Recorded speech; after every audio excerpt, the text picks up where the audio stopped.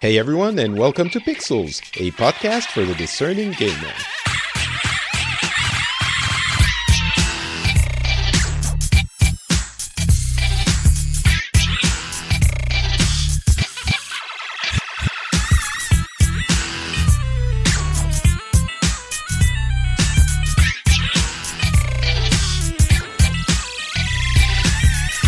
Hello everyone, and welcome back to Pixels. This is a show where we cover the news from the video game industry. That's hard to say. We talk about games every couple of weeks. We cover the industry, the games we've been playing, and we try to put a little bit of an analytical angle to it. My name is Patrick Beja, and today I'm very happy to welcome for the first time on the show, Marcus. Oh, actually, I forgot to ask you your last name. Are you Marcus Cosmonaut? Is that actually your last name? No, Marcus Turner, but you can people know me as Cosmonaut Marcus. Okay, excellent. You don't keep your last name a secret on the internet, and I just tricked you into revealing it. Yeah, no, it's fine. People figure it out eventually, so. Excellent. Well, thank you for being on. You run a wonderful YouTube channel, which I really enjoy, and you mostly talk about movies on there, and the reason I really enjoy your videos, I think, is because you are always right in the sense that you always agree with my impressions of the movies. That's the first time I've been called right. Well, I'm usually called wrong, so there might be some internal logic on there. There we go. So maybe we're both wrong. Well, I mean, if we agree that we're right, I think we can determine who here is going to tell otherwise. No one. Exactly. So, there you go. Cool. So we can talk about this a little bit later, but you are very much into comics and you love Spider-Man, and we're going to be talking about Spider-Man, among other things. The other things we're going to be talking about are the Nintendo Direct, which just happened last week. We're going to talk about the Black Ops Battle Royale mode, Blackout, the TGS conference for Sony, which happened last week as well, and a couple of other tidbits. But first, the big news for the week, or at least for this episode, which we come out every 2 weeks. So we're a little bit late, but it gave us time to finish the game. So the big news is Spider-Man, the PlayStation 4 exclusive, developed by Insomniac Studios. And it's a pretty big deal. I think there's a lot to say. We're going to be dividing the discussions because you finished the game as well, right? Yes, I did. I finished it yesterday late. I was laboring intensely to be able to do the show properly. We're going to be talking spoiler-free for the first part, and then we're going to go into spoilers afterwards, but I will cut that spoiler part out of the discussion and set it at the end of the show so that people who don't want to hear anything spoilery can just listen without a worry, and then they can leave the show at the end once I announce the spoilers are going to be coming. So I guess I'm going to ask the easy first question. We're still in the non-spoiler question. What did you think about this game? I really like it. I had a kind of like a conflict when I first played it, because after being so I've been reviewing. I tried to go all summer reviewing a bunch of stuff and try to bang out a lot of critical analysis stuff on my channel. So my mindset is still that of trying to look for problems and things. You know what I mean? Yeah. So when I played it, I was like, oh, I don't really like this. I don't like this. But then I'm like, you know what? I'm having a lot of fun. I'm not going to worry too much about it. There were some things that really kind of bugged me. But overall, I think I really do love the game. I think it's probably my game of the year. Oh, really? Game of the year? Wow. And This is a full year. I think it maybe falls short of game of the year for me because there are so many other great games. But the way I look at it, there are certainly problems in the game, you're right. I think it's a good game. It's a really good game as an overall game. But I think it's such a great Spider-Man game specifically, maybe superhero game, but specifically Spider-Man game, that it will give a lot of joy to people who enjoy Spider-Man. And even more than that, I think it makes you, it ropes you into its mechanics, and it makes you enjoy Spider-Man, even if you don't necessarily care about the character. And I think that's one thing which everyone has been talking about, deservedly so. It gets Spider-Man in the mechanics and in the spirit of the character, right? I guess you know him super well. I mean, I read the comics and I've read the comics for a long time, but you're really into it. Would you Yeah. agree with that characterization? Yeah, for sure. It even in like the way that everything works in the game, not just like, Peter talking to people or, him interacting with the world, like just the way you have to play the game, the way the game forces you to play is intrinsically Spider-Man. Like What do you mean by that? you have to like dodge around. You can't like he'll die in 2 hits basically. If you Right, get yeah. shot, you're donezo. Like you can't take more than like 1 rocket to the face. You have to stay on the move because when enemies like in the bases that you have to go through to like fight a bunch of guys, or like even like the big levels that they design, enemies will come in from all around the room. Like when they call in reinforcements, like in Batman, you're in like kind of like a box when you fight, and the guys come to you and then they fight you. You know what I mean? Yeah, yeah. And in Spider-Man, they'll come up from like the balconies, they'll come like from like corners. You can't even see them. You have to stay on the move. They force you to swing around to zip to other guys. Like you have to fight like Spider-Man or else you're not going to win, And I There's really like yeah, there's a lot of stuff like that. yeah, I mean, obviously the comparison to Batman is pretty obvious, and there's a lot of inspiration there, and the game is completely unapologetic in its implementation of tropey game mechanics. The Batman Yeah. inspiration is blindingly obvious. The Hold on a open sec. world. You're cutting out for me. Give me one Oh, second. sorry. No, it's Um, okay. I think okay, it's me. hopefully it's better now. Yeah, the Batman inspiration is super obvious, and the open world design is almost after games like Zelda, Breath of the Wild, and even to an extent the even more classic ones like God of War, which had its own spin on it. It feels uninspired, but the core Yeah. mechanics of the game are so good. And to get back to the Batman thing, before I started playing, I felt, oh, maybe this is going to be exactly like Batman, which I love the Batman game, so I didn't have a problem with it. But within the confines of that system, you're right. It makes you feel like Spider-Man because Batman is super heavy and powerful. Yeah. Spider-Man is all nimble and he zips around on his web, and the implementation of it is completely fits the character completely. And you mentioned Peter Parker. I know you talked about your favorite old Spider-Man game before this one came out. Yeah. It feels like they've never done Peter Parker, at least not right, like they do in this one. Yeah, no. Out of all the Spider-Man games I've played, Peter Parker is kind of like pushed to the side, or he's done horribly. Like in Web of Shadows, even if you play like the good, like because you can do like a good evil thing. When you play the good one, Peter Parker's still kind of horrible. Like I hate his character in that game. But he's never like in this game you play as him. Like you can walk around and do stuff. And I'm not really a huge fan of the on foot non Spider-Man segments in the game, but they do help you feel more like Peter. Like you will watch a lot of cutscenes with him. He's just as much a part of the game as the Spider-Man stuff is. So even when it's not like executed that well, you still get like you are going to be watching Peter Parker as well as him as Spider-Man. And I think it serves a purpose, as you said.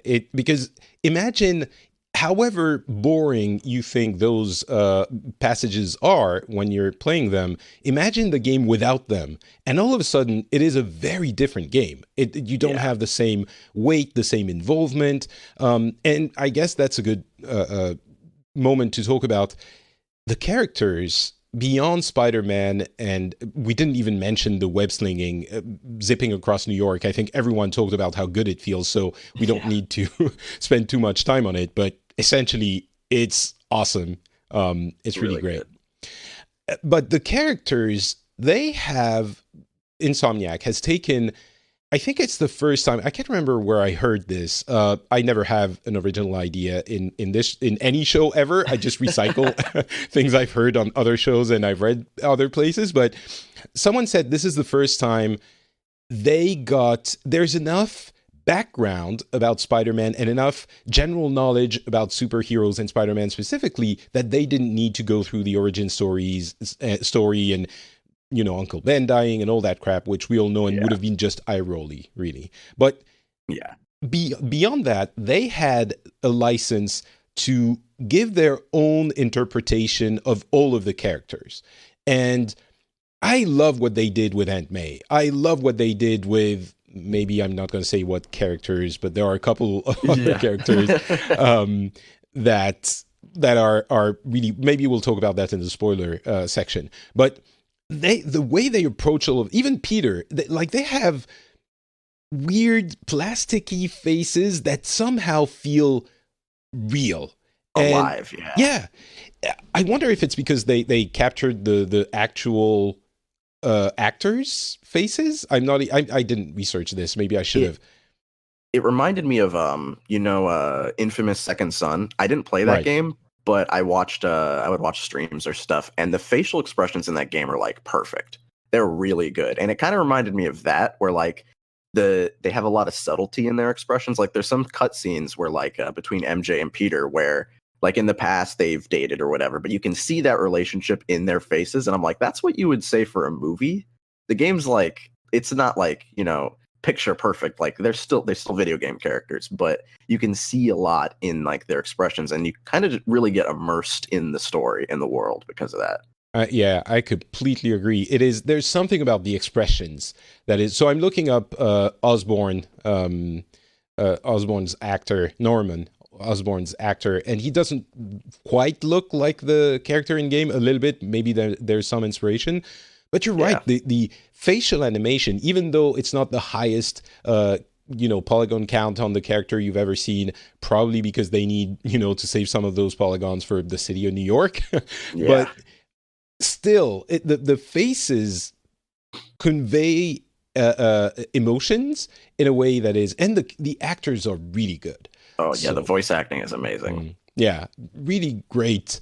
So overall, what I would say is the game is not the most original game there is for its core mechanics, but that they're really solid. They're really good, so they're enjoyable to play to the point that you don't care the other portions of the game that are a little bit too repetitive.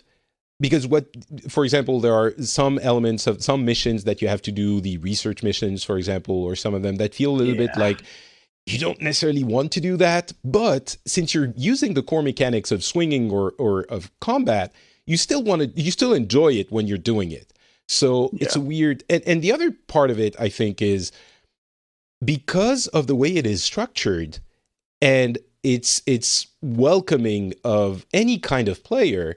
I think it's super good for casual players as well, which obviously with the Marvel hype and the popularity of the characters, including Spider-Man, is great for normal people. Like it's a game I would have no problem recommending to someone who buys, 2 games a year. Yeah, exactly. The open worldiness is, you already know it because you've played some Assassin's Creed or some game that does this, including with the towers and all of this. And it might seem a little bit cringy for people who review video games all the time. But for normal people, I think that's a plus. And I think it's an intentional design of the game to get people, for people to be, to have an easy time getting into it. Yeah, for once, I didn't hate towers that much. Like, I was fine with them in this game because they incentivized you going around to each borough or each district of Manhattan, and it made you want to go to each part. Where like normally in Spider-Man games, if there's no collectibles over in like this corner, you're not going to go over there. Like you don't really need to, unless you're going to stop like a crime or something. But every single like area has a bunch of stuff jam packed in it, and they're all fun. Even getting the 15 billion backpacks, it's just, it's fun. You swing around and And I think another aspect of it is that everything is rewarding. Like even the backpacks, you collect them, sure, but it's a narrative device to tell you about the world, how the world has been and how Spider-Man has been until this point in his life. And every time you get a little nugget, either, a wink about something that the fans will know, or something that tells you, oh, he already knows he's already beaten a ton of bad guys, and he has a history with all of them. And so it's not just backpacks for the sake of collectioning, or maybe it is, but they've used that very cleverly. Yeah, it's a narrative engine, basically. Yeah. Are you from New York? I didn't ask. No, I'm from Florida, but Okay, I've been to right. New York once. Okay, well, I've been in New York trip. once. But yeah, so I guess it doesn't speak to us the same way it would a New Yorker. But I think even though it's not New York one-to-one, I think there are some, like, even to me, because it's popular culture and in everyone's mind, some parts of real New York, like the Avengers Tower, for example, really felt like, oh, that's awesome. All right, I think we're going to go to the spoiler section, which I'm going to cut and put at the end of the episode. So if you don't want to hear spoilers, don't worry. We'll dive into the Nintendo Direct right now. All right. We just finished recording the spoiler section, which, as I said, is going to be at the end of the episode. So now we're going to be talking about the Nintendo Direct. Bunch of stuff announced / discussed in the Nintendo Direct, a bunch of games, and the other big thing is the details on the Switch Online service. So first, let's go through the games. Animal Crossing announced for 2019. Super Mario Bros. U Deluxe is coming out January 11th. Yoshi's Crafted World is coming up in the spring. Luigi's Mansion 3 is coming to the Switch. And those are the Nintendo games. What do you think about those? I have thoughts as well. I'm gonna be honest. I'm not Sure. I'm not the biggest Animal Crossing fan. I loved Animal Crossing on GameCube when I was a kid. I played GameCube Animal Crossing for like summers and summers on end. But after that, like in my adult life, I can't get into Animal Crossing. I think like my proclivities have changed too much. Like I can't play it anymore. I tried playing the DS, the 3DS one. I couldn't get into it. All my friends were playing it too, and they're like, "Hey, come check out my town." I'm like, you know what? I don't really care. I can't. I don't have the time to pull weeds every day. I got stuff to do. I don't want to pay off my like. At that point, I was starting to pay my own rent. I don't want to pay fake rent to a raccoon. So like, I can't get back in Animal Crossing, but I will try again because anything on Switch, like things I wasn't a huge fan of, I'll play them on Switch. Like, I don't know why, but like the Switch makes you want to play things that you normally wouldn't play. It's weird, yeah. Well, listen, okay, I have a wife and a baby, but somehow I really feel there's some kind of connection between us. And if you want to have a thing on the side, I wouldn't say no, because I also don't like Animal Crossing. I don't understand. Like, we agree on Marvel movies, Spider-Man movies, Star Wars movies, and on this too, there's no one who doesn't like Animal Crossing. Yeah, that's weird. And so I think everyone's happy about Animal Crossing coming out, but like, I don't. It's part of those games, kind of like Pokemon, and this is where we might, part. But Pokemon, I was already too old when it came out, and it was like this kids thing, and I don't really. That makes never sense. got into it. That makes perfect sense. But yeah, Animal Crossing is kind of in that same category of games that I don't get into, and I just don't get it. And everyone's like, "Oh, Tom Nook is saying that you should be a good citizen in his town," and I'm like, what I do care about, however, is New Super Mario Brothers U Deluxe. First of all, because I didn't play it on the Wii U. I don't know. I played it on the 3DS and whatever. So I'll be getting it and playing it, of course, because I always want to play a Super Mario Brothers, but also because it means we're getting closer and closer to them announcing Super Mario 3D World for the Switch, which I will happily replay from beginning to end because that was an awesome, underrated game. Yeah, that's what I'm really looking forward to. Oh, you too? I really want that. Yeah, I want to play that. Yeah, it was. So did you play it on the Wii U or? I played it. My friend Dan, he had every game on the Wii U, but I didn't know anybody else with the Wii U. Of them. So right. yeah, I would just play whatever he had, and that was the one that I liked the most. So I'm like, I want to play that on my own. Same thing with like when Donkey Kong Tropical Freeze came out. I haven't gotten to play it on Switch yet, but I was just waiting for them to put it on Switch so I could play it myself. Yeah, I mean, that one is really great, but yeah, it's not the one coming out now. Hopefully next year it will be. Yoshi's Crafted World is coming in 2019, as I said. And Luigi's mentioned, I think it's going to be an opportunity for me to maybe try one finally, because I never did. So. Never played one? No. I forgot the second one came out. Like, I legitimately completely forgot about it. I played the first one a lot when I was a kid, but for some reason when I was a kid, when if a game was like a little too like dark, I couldn't finish it. Like that game spooked Scared. me. I was too scared of that game. And I was old enough to not be afraid of that game at that point, but for some reason it got under my skin. Probably because like when you play a Mario game, you have a certain expectation, and I did not expect to be even slightly uncomfortable by that game. That's Luigi for you. He will make you feel things. The second one came out on 3DS, by the way, in 2013. So that's it. That's why. So yeah, some good lineup, but it's nothing. They didn't talk about the really big hitters. Although there, one more thing at the end was Animal Crossing, and apparently everyone except I guess the two of us and a couple of other recluse don't really like it. If you're part of our club of people who don't really like Animal Crossing, just let us know, because we'd like to have. We want to know. Yeah. We feel like we're just the people who don't like fun. Basically, that's how I feel when I talk about Pokemon. Final Fantasy, there's a collection that's coming out on the Switch of remakes, 7, 9, 10, and a bunch of others. 8 didn't make the cut, but nope.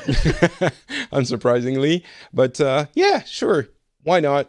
I'm really excited about this because really? I have not had a chance to beat 9 yet. I had a year when I first started college where I was trying to beat every single Final Fantasy game. I played them out of order because I was like, okay, some of these are not that great. Some of these are really good. I'm going to play a good one and then a not so great one and then a good one. And I tried to go like that. I played 10 first because I never beat 10. 10 was the first one I played and I never beat it. And I beat it. I'm like, oh, that was great. I love this game. I was having such a great time. And then I went to 2, and 2 is horrible. 2 is one of the worst games I've ever played in my life. I hate that game. And then I played through the whole thing. I kept trucking. I played, I think I played 1. I played a bunch of them. But I got up to 12, and then I got burnt out. I quit. But yeah, I never got to play 9. I was saving 9 for like one of the last ones because I really wanted to play 9. I've owned all of them for years, and I just haven't played all of them. And I really wanted to play 9. So it's going to be on Switch. I will totally play that again. And 7, which is my personal favorite. Yeah, I mean, 7 is everyone's personal favorite, I feel. Unless, you're old school and you like 3, which is actually 6 in Japan, the Super Nintendo one. I haven't gotten to beat 6. I wish that one was on the Switch. I'd play that too. I mean, it's one of those things where it was so awesome at the time, and nowadays, not so. I mean, things have changed. But 9, I mean, unless you play it on stream, I suspect you won't finish it. Or maybe you will. I don't know. I don't think I will either. Yeah. Diablo 3 is coming out. And I'm only mentioning this because, as you know, very big Blizzard fan, used to work there. But... Oh, really? I didn't know that. I didn't know you used to work there. That's awesome. Well, I worked in the European office for 5 years. So that's crazy. That's really cool. Yeah. I quit to do this job, to podcast. This is how insane I am. But so disclaimer, I still do it now. I used to work at Blizzard, but Diablo 3 is coming out on November 2nd. You know what is also happening on November 2nd? BlizzCon. You know what is possibly going to be announced? No, it's not even possibly. We're certain it's going to be announced now. The new Diablo project. And this is just another hint that it's going to happen. So there you go. Is it going to be Diablo 4? Is it going to be another name? Another... we'll see, but World of Diablo. I think they already have a world of something that's doing pretty well. So, oh, really? I've never heard of that. Yeah, it sold pretty. the last expansion did well. That's what I hear. I'm actually pretty excited for Diablo 3 on Switch because I really like Diablo. I played Diablo 2 back when I was younger, and I couldn't play Diablo 3 that much because none of my friends would play it with me. I was so upset. I bought it for one of my friends. I'm like, I will buy you this game if you play it with me. That's dedication. He played it for one day. He's like, I don't like this. It's boring. I'm like, oh, great. I guess I'll just play by myself.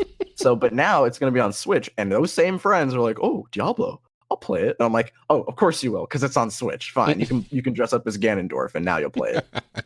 So well, I'm going to play that.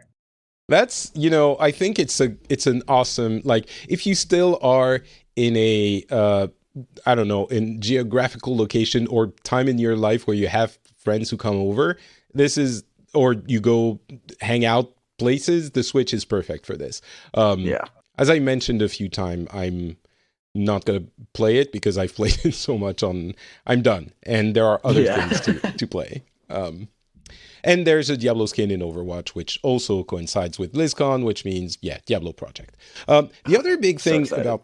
Yeah, me too. I devoured Diablo 3. The other big thing in the Direct is the online service, which has some controversial things, but I think everyone's going to get anyway because it's relatively cheap and everyone loves the Switch. But basically, a reminder, it's $4 a month or $20 a year, launching in, actually tomorrow, September 18.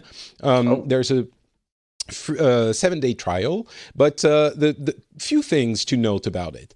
First of all, not all games will require it in order to play online. Fortnite is one that you don't need the service in order to play online. I wonder how the deal is going there between Epic and Nintendo. Like, is Epic paying Nintendo to get Fortnite out of that they requirement? Have to be. I guess, I guess they would be. They have to be like, hey, listen, we want our game to be as free to play as possible, so make sure they don't have to pay that extra money. But on PlayStation 4 and like Xbox, you have to pay for those subscriptions, and you still have to play, Fortnite. You have to pay to play Fortnite on there, right? Honestly, I'm not sure. I think there are some games that can have the same deal. If I were professional, I'd have prepared for that question. Fortnite, let me try to Google it. Fortnite, this is great podcasting. PS4, PSN, pay money to play. I don't know. Actually, a question would be better. Does Fortnite PS4 require PS Plus? You do need Live Gold to pay, but you do not need PS Plus. So on Xbox you do, on PlayStation you don't. That's interesting. Interesting. That's I didn't know that. Me neither. I guess the thing is, people don't really think about it on PlayStation or Xbox because if that's your main console, you're probably gonna be paying for PS Plus anyway. But on Nintendo, the question exists because you already have many people already have the other thing. So I don't know. Cloud saves are going to be included in the service, but some games are not going to be cloud save enabled for the weirdest reason I've ever heard. Like, Nintendo says it's to avoid cheating, because if you delete your save when you've died and re-download it, even if that was the case, first of all, every other console manufacturer seems to be doing great without that. And if that was the case, just restrict the number of downloads to like 1 or twice per week, and that's problem solved, I would think. I mean, at the same time, like, if I want to restart my single player game and go back, what's wrong with that? If it's not like Dark Souls or something, if I just want to go back in Mario, what's wrong with that? Why is that an issue? The games, there are some games, it's specific games that are not going to be cloud saves enabled, like Pokemon, Splatoon, and Dark Souls, for some reason. But Splatoon, maybe if they save locally the thing, you're ranking. First of all, that's a bad idea. But maybe, I don't know. So, but even Dead Cells, for example, is not going to enable it. And I play a lot of Dead Cells. I would hate for my save to, be lost. So yeah, exactly.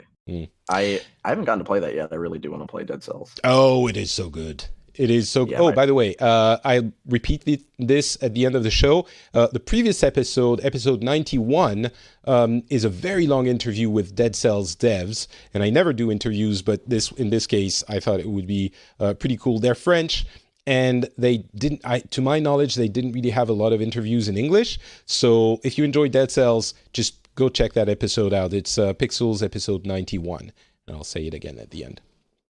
You also have 20 NES games included. I never cared for NES games. I mean, it's the kind of thing you play for 2 minutes and then forget. There's a couple. Like, I can play Mega Man 2.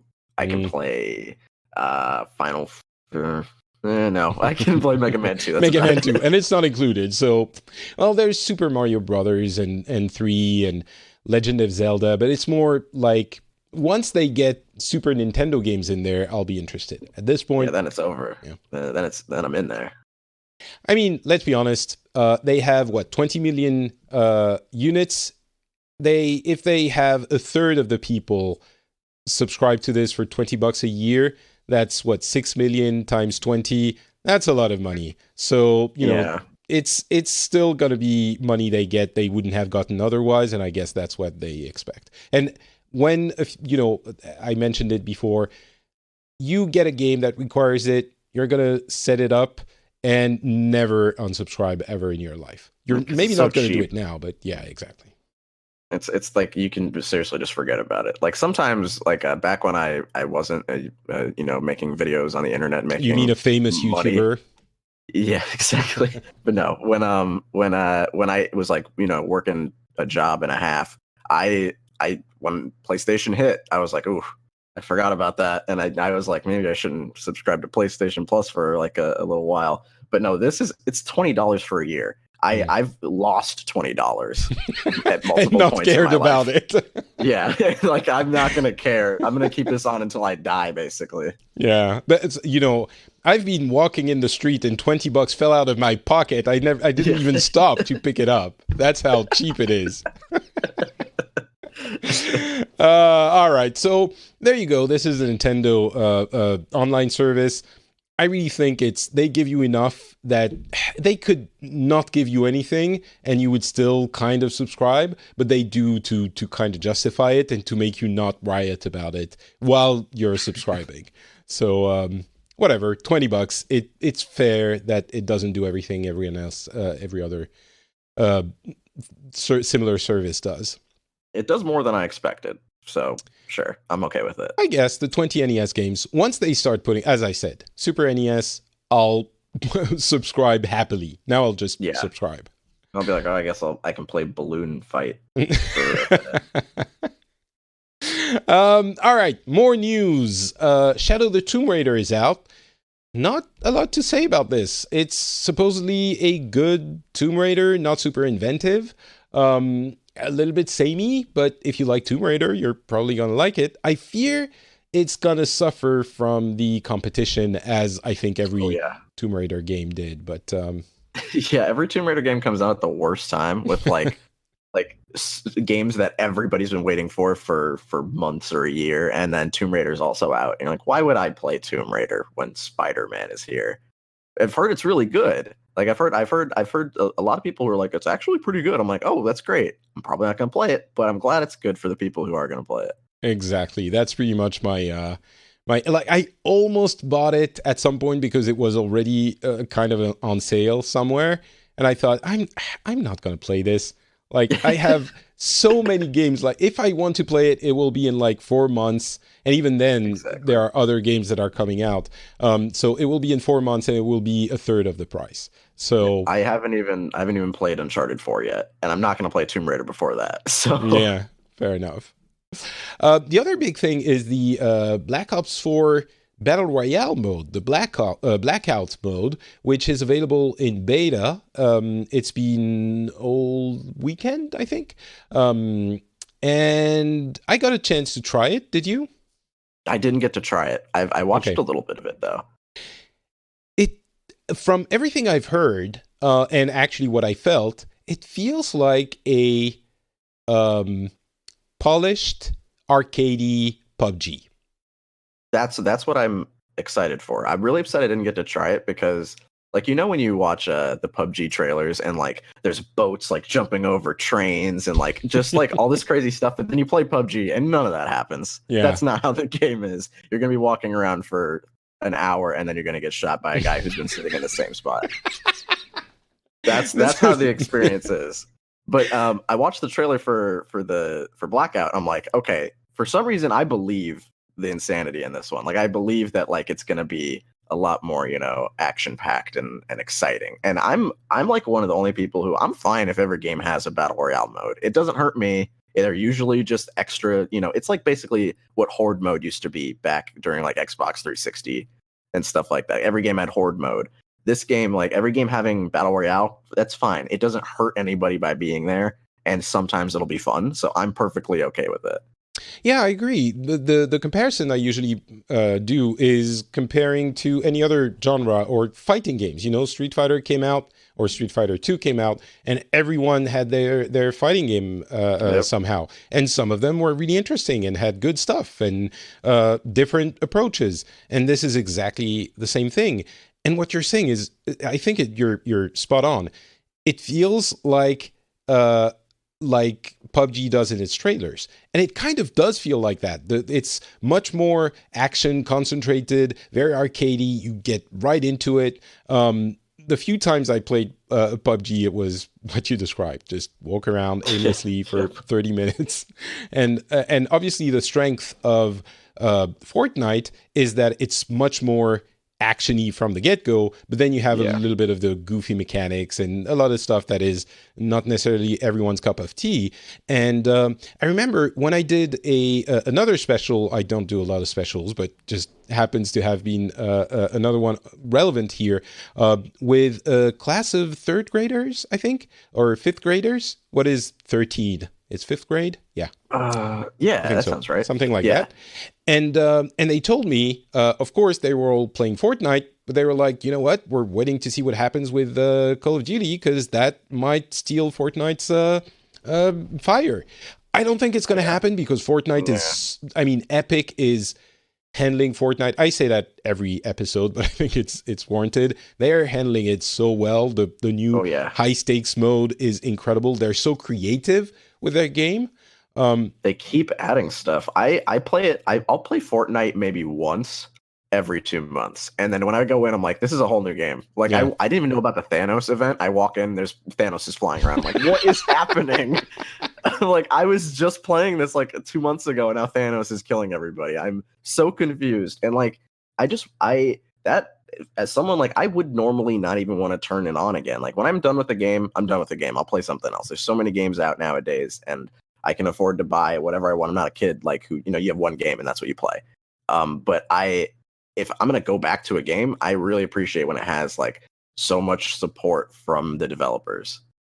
Yeah, completely agree. And in this case, well, okay, anyway, high stakes mode is super clever. There's basically four treasures or treasure, not locks, but safes on the map, and you have to get them. And people are, anyway, super clever. And the Battle Royale setting is so conducive to these kinds of iterations. Super clever. Anyway, I think possibly Black Ops might take some people away from PUBG. Not the hardcore players who like the super realistic, like we're camping in a bush for 30 minutes with a sniper rifle waiting for people to come across our crosshairs. But the people who just want a realistic-ish game that is more immediately accessible, Blackout mode might be it. But I mean, for the first time, I'll probably pick up Call of Duty again. So yeah. Yeah, I don't think it reaches that level for me, but maybe, who knows? My friends won't play Diablo with me, but they'll play Call of Duty with me. So I'll take what I can get. Listen, man, I think you might need to revisit your choice of friends. Just putting it out there. All right, so Battlefield 5 has also unveiled their Battle Royale mode, Firestorm. Firestorm is how it's called. And there are, objectives, but it feels like Battlefield is... They're playing catch up, kind of. Yeah, well, they're just out of luck. They're being outplayed by Call of Duty every year, and I understand it's not the same. It's not even the same demographic they're after. It's like Yeah. the people who like Battlefield. But smartly, though, the EA has pushed the release to November. I think they didn't want to repeat the mistake of Yeah. yeah, what was that game that came out 2 years ago? The mech game. The That one. Anyway, forgot the name too. Yeah, the one with the mech. I know what you mean. That one, which didn't sell because it was stuck between Call of Duty and another one. Anyway, November, it's going to have a battle royale. I think it's going to arrive after the battle for this. I didn't find the pun. There is one in there with battle, and I didn't find it. So yeah, Battlefield is coming out as well. And by the way, PUBG has dipped below its daily concurrency of 1 million for the first time in a year. I mean, they're still making tons of money. I'm not going to cry for them, but yeah. Tokyo Game Show. I forgot the game exists. Honestly, what? Sorry. Which one? PUBG? PUBG, yeah. Until like this conversation, I'm like, PUBG's completely out of mind. The thing is, Fortnite is making so much noise, it kind of eclipsed it, but PUBG is still pretty big. They're making lots of money, and they have the mobile version, which is huge, obviously. So, yeah, I think they're doing okay. But I mean, if anything is on the slope, on a downward slope, it's PUBG. It's not Fortnite. So that's always a concern. Yeah. Tokyo Game Show, there was a Sony conference like 10 days before the show started, which is a bit weird. And the conference itself, oh my God, it was so weird. It was like live translated with the Japanese way, which is the least emphasis you can put in your speech. You do that, geez. It feels so, and they had this weird space characters that were the buttons from the controller that would say stuff in space to explore, and it was in Japanese. I have to watch this.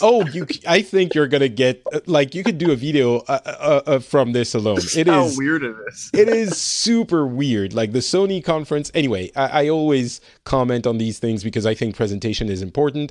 Obviously, that conference is tiny. It doesn't really matter on the grand scheme of things, but it's really like Japanese people are weird, and a bit strange. I know a few things about that. I lived there. I speak Japanese, all of that, but they're weird, and this is a good example of that. But anyway, a couple of things to note from that. There is a new game from the Yakuza team. Toshihiro Nagoshi came out on stage to present it, and it's set in Kamurocho in the setting of the Yakuza games, but it's a lawyer game. And it's launching just in a few months in Japan. It's coming to the West next year. There's a demo on the Japanese store if you're interested. It's called Judge Eyes. And so that's a big deal because it's the Yakuza team. Obviously, Yakuza is not as big in the West, so it's not as important. But if you're into it... It has been growing. It has been growing very recently. Much so, yeah. And I've on PlayStation Plus on PS3, I think I've gotten like 3 of the games for free and just never played them. But I really wanted to play, was it Yakuza 0? I wanted to play that really bad. Is this game in the Yakuza universe? I think so, yes. I think it's actually in the neighborhood of Kamurocho, which is a riff on Kabukicho, which is an actual place in Tokyo. Which I went through every day when I went to work, by the way. And yeah, so it is in that universe, is my understanding. I might check that out. The only thing about Yakuza like this, it's so I don't want to play the first one, you know. Yeah. I want to jump in on the cool ones, and I know 0 is good for that, but I'm okay with playing a new story in that universe. I'll try that out. I've tried the demo. It's interesting.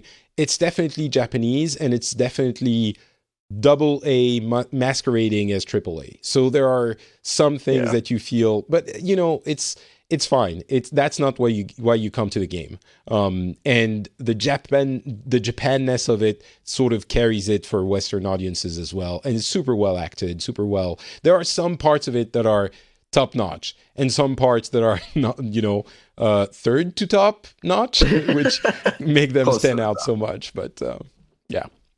And the other thing is a new Samurai Showdown game, which is coming out in 2019 using the Unreal Engine, so 3D. Yeah, Samurai Showdown. That looked crazy. I will play that. That looked so fun. It's so weird that we're getting so many fighting games coming back. I am fine with it. Me too. I love fighting games, and I haven't played a lot of the fighting games that a lot of people swear by, like Samurai Showdown and stuff. I play Street Fighter and Tekken and the mainstays, but I haven't gotten to play like some of the deep cuts. So when a game like this gets, announced that's coming back, I'm like, I will finally get to play it. So I'm cool. And it looks crazy. I really like the idea of like a 2D fighter with, weapon-based 2D fighter. I'm excited for it. I really like it too, and I'm very curious to see how SNK is going to bring it into modern times. The game was very specific. Like one hit would chop off a third of your health bar if you were doing it well. And there's a real opportunity to do something interesting with weapons and the way you handle combat, given like it could be just another fighting game. It's probably that what it's going to be, and you're going to have the combos and because it's really hard to do fatal sword fighting. Like what's the fun if you kill someone in one hit, essentially? Because if you do it's like a Nidhogg, one hit you're done. Like exactly. I'm okay with like a tactical, like one hit will basically kill you, but you have to be real careful. I'm cool with that. Could be, but then the games might not be as fun, or maybe you do that and you have like 4 rounds instead of 2 or something like that. And there are things that could be done with Samurai Showdown, and that would be carried by the emotional attachment people have for that game, which again is like, I feel Samurai Showdown has more of a mystique around it than something like even Fatal Fury or Art of Fighting, which are the other big fighting game franchises from SNK from that time. So there's an opportunity for sure. So we'll see. Yeah. Bunch of additional tidbits. We were talking about the Switch. Assassin's Creed Odyssey is coming out on Switch. You heard me right. It is coming out. This latest AAA game is coming out on Switch via streaming. Via streaming. So this is the second game, to my knowledge, to do this on Switch. First one was a Capcom. I think it was Resident Evil. One of the Resident Evils. A few months ago, we talked about it on this show. But essentially, Ubisoft is getting into that game as well, which is streaming. You download an app and it's very light, and you actually stream the game if you are connected to the internet. And it's a single player game. If you have a good enough internet connection, which in Japan most people do, it's probably going to be very playable. A little bit of lag, but not too bad. So this also fits with the what the Ubisoft president Yves Guillemot was saying a few months ago, which was Ubisoft the streaming is the future of games. And of course, we heard about Project Scarlet on the Xbox, on the Microsoft side, the next Xbox, which would incorporate streaming significantly. And I think this is Ubisoft getting ready for this and probably testing it out in Japan with the Switch, because they might want at some point to launch their own service, like apparently everyone is nowadays. Yeah. So, it's interesting. That's surprising. I sometimes the Switch, like that's a good way to do it, because like I was playing Enter the Gungeon on the Switch and it was lagging really bad. And that's it's like a pixel art game, and it was lagging. And I know they had to downgrade Diablo a little bit to make it run smoothly. So I'm excited to see like a AAA title on there. So it's only going to be in Japan, by the way. I don't know if I mentioned this. Yeah. But still, that's an interesting step.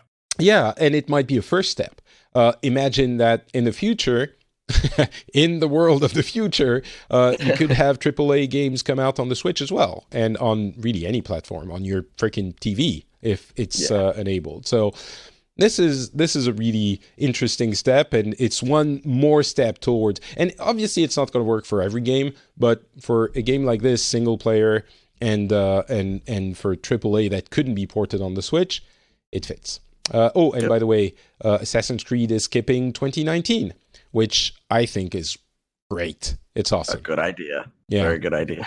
Oh, I think we mentioned it last time, but yeah, it's a good rhythm to take. And talking about streaming, if you want to play Bloodborne on PC, PlayStation exclusive, it's now integrated in PS Now, which is their streaming service, which is available on PC. So you don't even need a PlayStation to play Bloodborne now. That could be interesting. That's interesting. Yeah. Mm-hmm. Yeah. PS Now, again, you need the infrastructure, but if you do have it, it's possible. Starlink, another Ubisoft game. Starlink Battle for Atlas had a video presentation. It's that game where you have a flight vessel, a spaceship. There you go. Basically toys. You're like building a little spaceship thing. Yeah, and you switch the weapons on the wings and stuff. Yeah. And it translates into the actual game. Yeah, what did you said you had a couple of thoughts about that game. What did you think? I when it got announced at that one E3, was it like 2 years ago, I think? I think so. And it before the Star Fox stuff, I looked at it and I'm like, that looks kind of cute. I think that looks interesting. I'm okay with, I like space shooting games. I'll be on Steam, like looking at like all the not popular shooting games in like a spaceship. Like for some reason, I can just immerse into that really easily. And I'm like, this one looks kind of cute. And then they added Star Fox, which is my personal favorite franchise. And I'm like, okay, now we're in. I think I like Metroid a little bit more, but as far as Nintendo franchises go, Star Fox is my jam. And I'm like, okay, I'm gonna play this for sure. Really? Like that was just it just sold it for me. I just really I like this Ubisoft Nintendo like grouping that they have, like this collaboration. Like it feels so earnest. It feels like they're really friends. These two gigantic billion-dollar companies are like buddies. Exactly. And they're coming out with some fun games. Like the Mario Rabbids game was actually pretty cool, and it's something that you wouldn't get from Nintendo without the collaboration. That's true. Yeah. So you're actually going to go and buy the little toys and switch the... Wow. Oh yeah. Okay. I'll do it. The thing is, it's like the Disney Infinity thing. Like some people were huge fans of that for a little while, and then it kind of fizzled out. And I'm expecting this maximum will last like a year or two of like people actually playing it before they realize that printing toys is very expensive for a video game. And like if nobody's buying them, that's not really gonna work. But I'll try it out for sure. Oh, well, they'll have at least one client, so that's good for them. But the game looks kind of fun, and it feels like the Toys to Life portion of it, the fact you need a toy, feels almost like a hindrance to the game somehow, because the game itself didn't look so bad. So it's a really weird proposition. Yeah. 2 Point Hospital is out, and I don't know if it's because every other game made so much noise, but it feels like this one fizzled out a little bit. Maybe it's not super polished. I've heard some like good / bad things about it. I don't know. I've never heard of this game. What is this? Oh, really? So 2 Point Hospital is a spiritual successor to Theme Hospital, which was a revered game back in, I want to say, the 90s. Was super, super loved. And I think that's what it was. We were talking about the games from the NES era a little bit earlier. And I think this is the same phenomenon. People loved Themes Hospital, and they thought they wanted a new one, and the new one seemed fun, and then it came out, and people played it for 2 minutes, and then they were distracted by something else. So I wanted to mention it because it felt like a big deal for people of a certain generation, but I don't know. Maybe it's just not polished enough to attract everyone's attention. But Wolfenstein, it's not easy. Really, it's super. This is the most difficult thing to do, and actually, we mentioned it in the episode about Dead Cells, episode 91. It's really hard to give people what they want because it's not what they think they want when you talk about those old Exactly. games. So it's not an easy thing to do. Wolfenstein 3 has been confirmed in development, essentially, and I'm excited. I love the first two. I mean, the reboot. I haven't gotten to play them yet. You haven't? No, I watched my friend play through one, like the first one, and I'm like, that's cool because he was excited for the second one, and I really wanted to get into it, but again, there was so much stuff out that I was working on playing that I didn't get a chance to play. That's the time we live in. So many games. I mean, honestly, Wolfenstein 2 was an awesome game that would have been even 5 years ago. It would have been a game of the year for everyone. And there are some fun things that happen. The gameplay is good and for some people great, but it's not the main thing. The story is really fun. Anyway, I'm not going to say more, but if you have an opportunity, which you won't because there are so many things coming out. I mean, Red Dead Redemption is a month away. Oh my God, you just reminded me. I was just excited about catching up on my backlog, and now Red Dead's coming out. Listen, get Dead Cells and play it for another, for a few weeks until Red Dead comes out. That's on the top of the list. Yeah, I'm definitely going to be playing that because so many people are telling me to play Dead Cells, and I love the Metroid Castlevania games, so I'm probably going to get on that. I mean, I've said many times on this show how much I love Dead Cells, so I'm not going to go over it again, but it is a good game. Overwatch League is getting a Paris team, and obviously being from Paris, I'm happy, and I'm doing a little dance right now, if you can.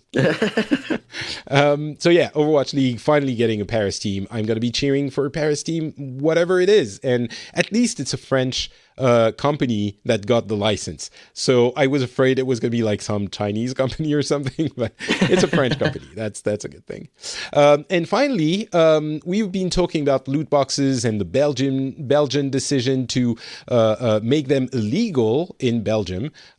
For a few months now, I've said many times what I felt about loot boxes, so we're not going to go over that again.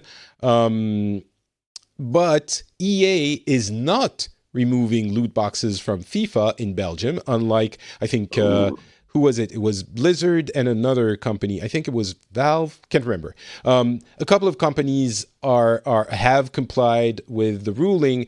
EA is saying they are not loot boxes. Loot boxes. I mean, it's a big part of FIFA Ultimate Team, so I can understand why the financial incentive is there. I mean, FIFA Ultimate Team is a big part of FIFA. So they're not removing loot boxes. They're saying we now display the percentages, so it's what you're getting. It's not a surprise box, which is a little bit of a disingenuous argument. But the bottom line is they have probably talked to their lawyers. Their lawyers are thinking we have a good chance of fighting this, and I think this is going to go all the way to European courts. It's going to be in courts for years. And this is the real test of that decision from Belgium, which I thought was a bit harsh to label every loot box in every game. Doesn't matter if you can exchange for games where you can exchange. Anyway, let's not go back into it. But loot boxes in Belgium are creating that legal precedent, and it will be interesting to follow where it goes. Yeah, that's kind of a big step, like having like a full-on legal battle over loot boxes. And if the fact that they're like, you know what, we're going to put them in the game anyway. What are they going to do? Like that, they must be pretty confident in their stance there. I think so. I think it's the kind of thing you don't do if you don't have a chance of winning. I think you talk to your legal team for, you make sure with them that you at least have a reasonable argument to make. And of course, in Belgium, they're probably going to lose, but then they're going to appeal. I mean, probably, I don't know. They might lose in Belgium, but even if they do, they're going to appeal. And that's why I think it's going to go to the EU, because this is not something, this is the fight for the industry. It's interesting that it's coming at a time where I don't think loot boxes are going away, but it's kind of being supplanted by season passes in many cases. So it's not as much of a hot button issue as it was a few months ago. But this is how it goes, and it's going to be tested in the courts. And I think you're right. They wouldn't get into it if they didn't think we have a chance. So. Yeah. And that is it for this episode of Pixels. Thank you so much for being on. It was great fun to talk about Spider-Man. Wish we had more time to do it, but alas, the time is not infinite in the world. But you know what? People might want more of Marcus, and where would they go if they do? Well, my YouTube channel is the Cosmonaut Variety Hour, where I post bad opinions about movies that you probably like. And they are the good, they are the right opinions, the ones you should follow. Yeah, we're right. Everybody else is wrong. But that's where I post all my content. And if you want to engage with me, I'm on Twitter at Cinnamon Ghoul. So that's a Cinnamon Ghoul. Excellent. I will include the Twitter account in the show notes so you can find it easily. For me, it's Not Patrick on Twitter, Facebook, Instagram, everywhere you can find it. You also have FrenchSpin.com for this show if you want to comment on it. And as I mentioned a couple of times already, go check out episode 91 if you enjoyed Dead Cells. It was super interesting chat with the developers about the way they approached the game, how to make it compelling, how to make what was important, the challenges they faced, as well as the way they run their company. Because some people might have heard of this. It's a very weird company where the structure is they're all co-CEOs. They joke about the co-CEO thing, but essentially they all have a portion of the company and they all get paid the same. And it's weird. Yeah, it is weird. And we get into it towards the end of the show, and I really think it could be interesting for people to listen to. So go check it out. It's Pixels episode 91, the one right before this one. And I think you might enjoy it. And I think that's it. Thank you for listening to this episode, and we will be back in a couple of weeks with a new one. Bye. All right, spoiler section. Last chance, if you don't want to know about the story in Spider-Man, turn away now. This is your last opportunity. What did you think? So the story kind of has two parts. It feels like. What did you think of the story overall?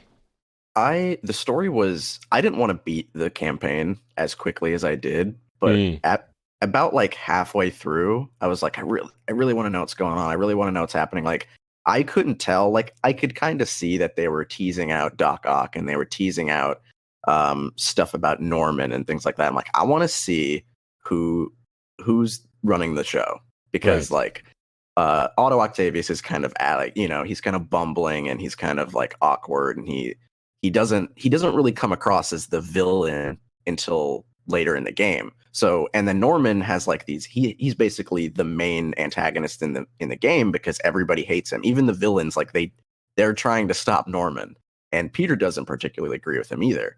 So, and throughout, you thought Norman was going to be the big bad? I think I really I wanted it in my heart. I knew it was going to be Otto, but like I was like looking for things like in that one level where MJ is going around in Norman's apartment, and there's like little details, and there's like masks, like goblin masks on his like mantelpiece, and I'm like, okay, I see you. And there's like stuff about the drone, like the glider. I'm like, okay, what's gonna happen here? I thought in my best dream it would have been both, because I thought like I knew Harry was somewhere not Europe related before the reveal happened. Like I could kind of tell something was off about that. But I do like the way it worked out though. Like I really do like Otto in this game. He was very I was really feeling his character. I think this is so. First, let me say this. I hate that they did this last trailer where they showed the essentially the Sinister Six. That whole level would have been so cool if you didn't know anything about it. It would have been so amazing because the game has essentially ended. You can feel that there's stuff happening, but you're like, okay, the main antagonist is behind bars, and yeah, sure, Doc Ock might show up, but where are they going? And all of a sudden, there's this explosion of bad guys. It's like they held nothing back. Like they have everything. It goes crazy. And imagine if you hadn't had that trailer where you would see, like, it's all revealed.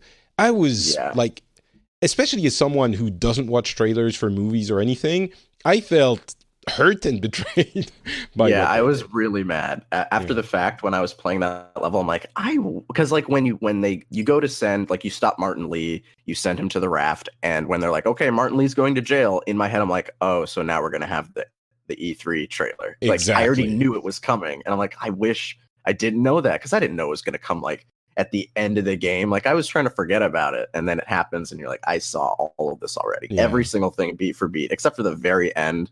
Like, he doesn't look up and say, "Oh, it's you." Like, instead, they kind of like beat. They have like a cut of just like his, like, the tentacle comes down. Like, oh, okay, I get. Like, it surprises you there, but like, I still wanted that whole sequence, not revealed and spoiled. Yeah, if you didn't know that there was going to be this whole other part of the game, um, it would have been okay. Anyway, so spoiler in the spoiler section, but yeah, it was a bit sad. But Doc Ock, Odo Octavius, and is I thought he was great. Like the character looked, and that's true for all of them. They don't really look like I would expect them to look. Somehow, I have images in my head, but Yeah, they all inhabit the character so well. Odo in particular, and Osborne, I think. They have a distinctive look and face and way to move and act and speak, and I love this version of Odo Octavius. He is believable. You care for him. You feel sad at the end when you finally beat him and he's in the raft, and you like when Peter has to decide whether or not he's going to help him. It feels gut wrenching. Um, yeah, it was it's really sad. and okay, not as sad as the actual emotional gut punch of the game, which Yeah, not wow, expecting that. I did not and it builds the character so much. Yeah, Like literally letting May die is and of course he has that's no that's choice. very that's very Spider-Man. It reminded me of the ending of Arkham City, where like Batman, like, it all culminates to you versus Joker, and will you save him or not? And then it tells you a lot about Batman's character. Like, he's like, I would have saved you, Joker. Like, that is like one choice like defines the character. And then this reminded me of that a lot, where like this one choice, Peter, like, he will put others before himself because of the great power, great responsibility stuff. And Yeah. like, that was perfect. It was so, and it hits you in the gut twice. You already have that sad, like, Peter's crying over Otto because he's his hero and stuff, and then you go straight to Aunt May, and it's just, you don't get a break. He doesn't get, like, Peter just can't have a good time.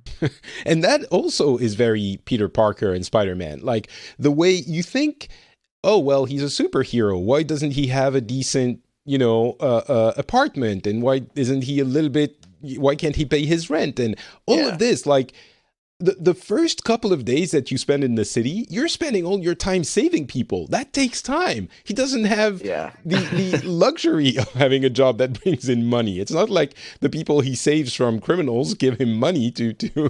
thank No him. sponsorships. Yeah, maybe he should get some kind of PlayStation logo on his costume somewhere. But I did really like when you go through the like the first few levels up until Miles's dad, the event, like, in that part, oh, up that's until that awesome as well, point. by the way. Yeah, I really did like how that was done. But before that, there's like, you play through every single moment in Peter's day-to-day life. Like, I was really surprised when you go and like it changes from day to night. Like, there's no day-night cycle in this game. For those who don't know, like, you play until the story tells you it's nighttime now. And he accounts for that. Like, when he goes to bed after 2 days, he's like, I haven't slept since I took down Wilson Fisk. And you're like, wow, yeah, you Yeah. haven't. And it's very realistic. Like, you feel like you actually are living out like a week in his life until like Miles's dad dies, and it takes like a tiny jump to like a few days ahead. Other than that, like, you experience 100% of what he's doing. Yeah, which again, it is great to put you in his costume. And it really is a way of experiencing Spider-Man, which I have never had before. All the movies, all the comics, it is entirely different. And it really works, unlike maybe some other attempts in the past. What did you think of the other characters you play, Mary Jane and Miles Morales? I I like Mary Jane and Miles as characters in the game. Like I love I liked watching cutscenes with them. Like I really liked interactions between MJ and Peter. Like when you can write Mary Jane and Peter interacting like really well, then I'm gonna be fine with it. Like I recently reviewed the Amazing Spider-Man movies, and the relationship between Gwen and Peter is so kind of like textbook cute relationship from a Hollywood movie, where it's just they're kind of ad-libbing. They're just talking about nothing important. And you don't feel like in the second movie, you don't feel like they have a relationship. They've been dating for months or whatever. But in this game, like Peter and MJ had, they broke up, they dated, and they had their thing, and now they're just trying to be friends. And you really feel like that is the case. You really feel the relationship, and you watch it kind of like rebuild, and it's very natural. Miles, I like his inclusion in the game. You can see where it's going from a mile away. Like, why else would you put Miles in the game if he's not going to be Spider-Man eventually? But I do like how he, starts off as just like a normal, like regular, everyday kid, like the Spider-Man myth of like just a regular person, and then something happens to them and they are thrust into, more responsibility than they were ready for. Like, I like how that's presented. I really liked his first level where you play through I loved in this game when you switched to another character and you saw Peter. Like when you switch to Miles and you're like seeing through his eyes after the explosion, and you look at your right and then you see that Peter's just like unconscious. I love stuff like that. When, somehow it feels like it's rewarding you for playing the game somehow. I don't know, but it's really great. Exactly. I just love stuff like that. And then you go through and you do his little thing. I didn't love all of his levels though. Like there's one where he has to go get the I don't remember. He just has to go, and it's when they're teaching you the about antibiotics, and you have the rhino running around, and you have to escape the rhino. I liked the rhino part. I don't like when he was cutting through the line and using his little iPhone thing to hack the drone. I was like, I don't want to do all this stuff. Like I would rather. I don't know. I feel like those missions could have been incorporated a little better. The MJ ones were way more frequent than the Miles ones. Some of her missions, like the Tombstone one, where you just go through that biker mechanic shop, the auto shop, and then you just find out an information dump that could have been told in a cutscene. Like that was the kind of stuff where I'm like, I don't really need to play as Mary Jane in this part. Like I can just watch a cutscene and learn this one bit of information that isn't really that important, and then we can move on. Like it felt like it was just halting the progress of the game, the pace of the game, just to show you something that they thought was neat. I agree. I think it's not the best part. Thankfully, it's short enough that you don't mind too much.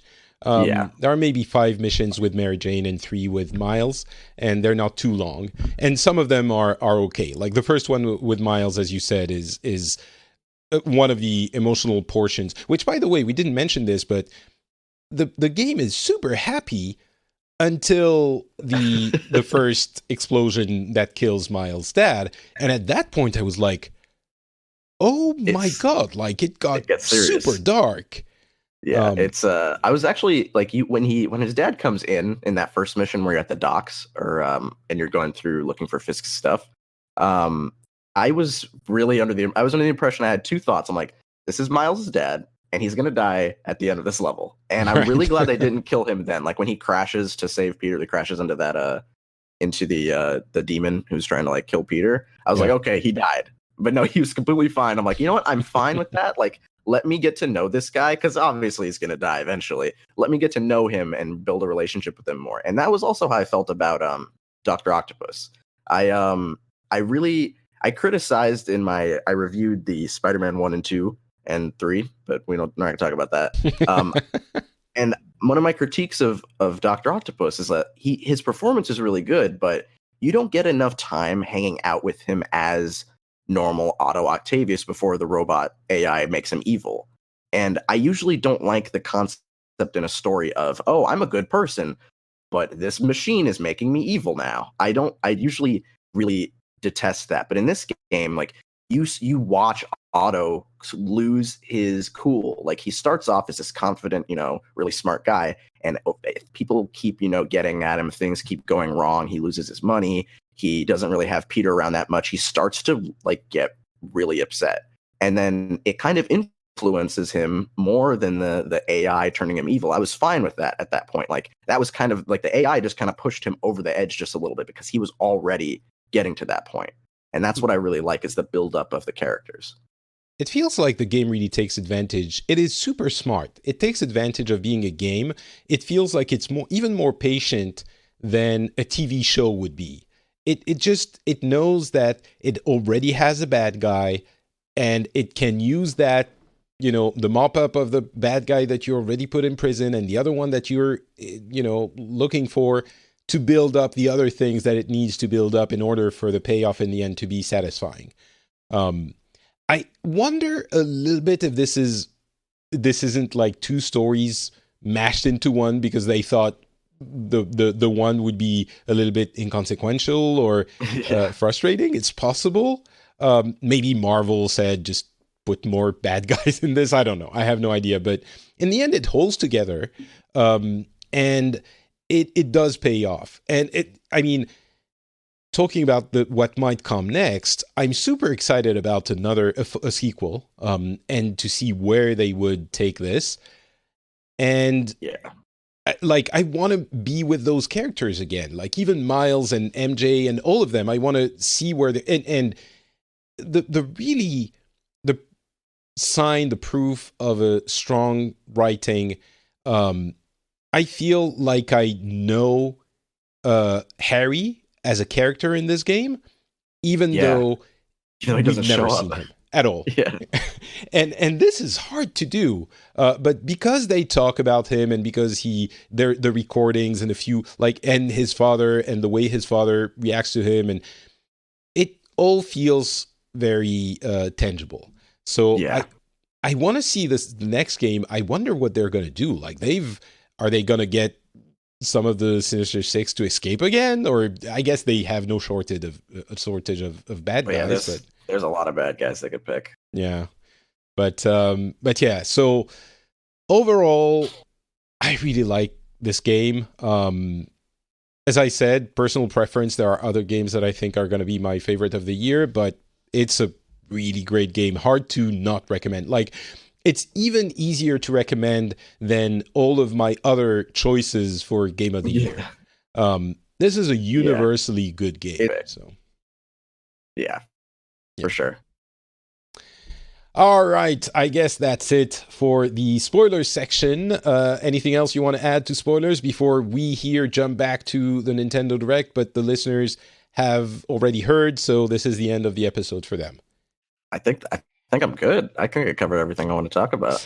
All right. So thank you very much for listening. You already had the, Twitter handles and all of this at the end of the regular episode, so we won't do that again. We'll talk to you in a couple of weeks. Bye.